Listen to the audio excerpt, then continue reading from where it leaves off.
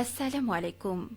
আজ মঙ্গলবার ৩রা ভাদ্র, চৌঠা রবিউল আউয়াল, ১৮ই আগস্ট। বাংলাদেশ বেতার, রাজশাহী। স্থানীয় সংবাদ পড়ছি অনিন্দিতা ঘোষ। রাজশাহীতে তাপপ্রবাহ সহ জলবায়ুজনিত দুর্যোগ মোকাবিলায় আগাম পদক্ষেপ গ্রহণের বিষয়ে লেসন লার্নড ওয়ার্কশপ অনুষ্ঠিত হয়েছে। গতকাল নগরীর হোটেল এক্স মিলনায়তনে Bangladesh red crescent society Rajshahi city ইউনিটের উদ্যোগে কর্মশালা অনুষ্ঠিত হয়। এতে প্রধান অতিথি হিসেবে উদ্বোধন করেন রাশিক প্রশাসক ও রেড ক্রিসেন্ট রাজশাহী সিটি ইউনিটের চেয়ারম্যান মোহাম্মদ মাহফুজুর রহমান রিটন। তিনি বলেন, তাপপ্রবাহ মোকাবিলায় নগরবাসীর সুরক্ষায় প্রয়োজনীয় উদ্যোগ নেওয়া হবে। রাজশাহীকে আরও বাসযোগ্য ও জনবান্ধব নগরী হিসেবে গড়ে তুলতে সরকারি বেসরকারি প্রতিষ্ঠান ও এনজিওগুলোকে সমন্বিতভাবে কাজ করার আহ্বান জানান তিনি।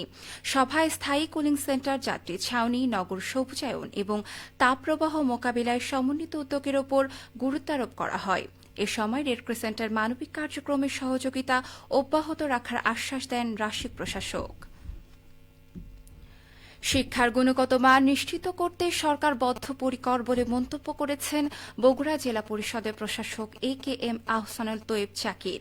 গতকাল বগুড়ায় নিজ দপ্তরে জেলার বিভিন্ন শিক্ষা প্রতিষ্ঠানের উন্নয়নে অনুদান বিতরণ অনুষ্ঠানে তিনি একথা বলেন। জেলা পরিষদ প্রশাসক বলেন, একটি দেশের উন্নয়নের মূল ভিত্তি হচ্ছে শিক্ষা। তাই শিক্ষা প্রতিষ্ঠানের অবকাঠামোগত উন্নয়নের পাশাপাশি শিক্ষার মান উন্নয়নে গুরুত্ব দিতে হবে।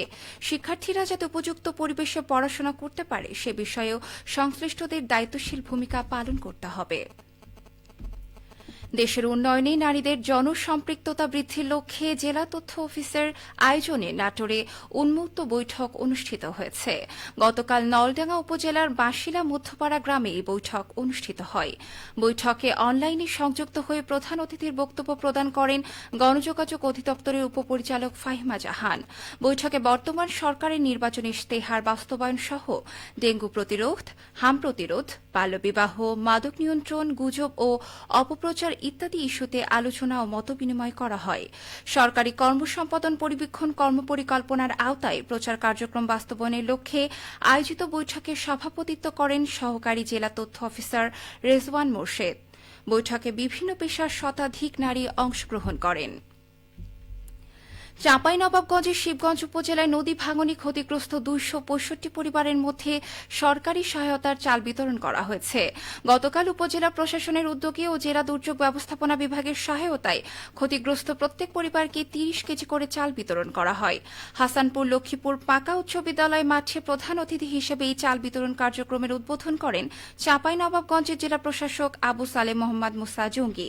এ সময় জেলা প্রশাসক বলেন, নদী ভাঙন রোধে সরকারের পরিকল্পনা রয়েছে। পদ্মা নদীতে স্থায়ী বাঁধ নির্মাণের পাশাপাশি বর্তমান সরকার পদ্মা ব্যারেজ নির্মাণের পরিকল্পনা করছে। এসব প্রকল্প বাস্তবায়ন হলে নদী ভাঙন রোধের পাশাপাশি বসতবাড়ি ও কৃষিজমি রক্ষা করা সম্ভব হবে। এ সময় উপস্থিত ছিলেন শিবগঞ্জ উপজেলা নির্বাহী অফিসার মাজহারুল ইসলাম, প্রকল্প বাস্তবায়ন কর্মকর্তা মিজানুর রহমান সহ স্থানীয় জনপ্রতিনিধিরা।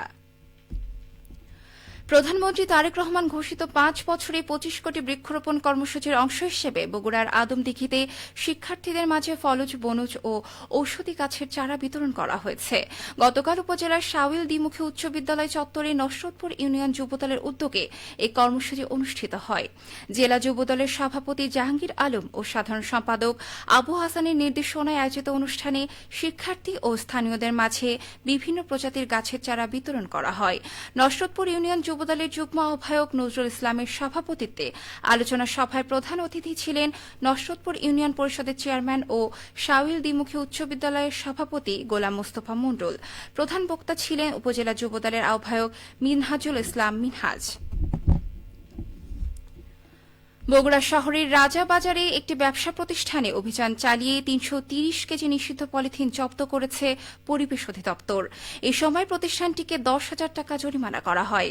গতকাল পরিবেশ অধিদপ্তর বগুড়া জেলা কার্যালয়ের উদ্যোগে গতকাল পরিবেশ অধিদপ্তর বগুড়া জেলা কার্যালয়ের উদ্যোগে মেসার্স কমন এন্টারপ্রাইজে ওই অভিযান চালানো হয়। অভিযান সূত্রে জানা যায়, বাংলাদেশ পরিবেশ সংরক্ষণ আইনে নিষিদ্ধ পলিথিন সংরক্ষণ ও বিক্রির দায়ে প্রতিষ্ঠানটির বিরুদ্ধে ব্যবস্থা নেওয়া হয়। বগুড়া জেলা প্রশাসন নির্বাহী ম্যাজিস্ট্রেট ফয়সাল আহমেদ ভ্রাম্যমাণ আদালত পরিচালনা করেন।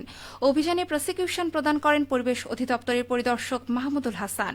বগুড়া জেলা পুলিশ অভিযানে সহযোগিতা করে।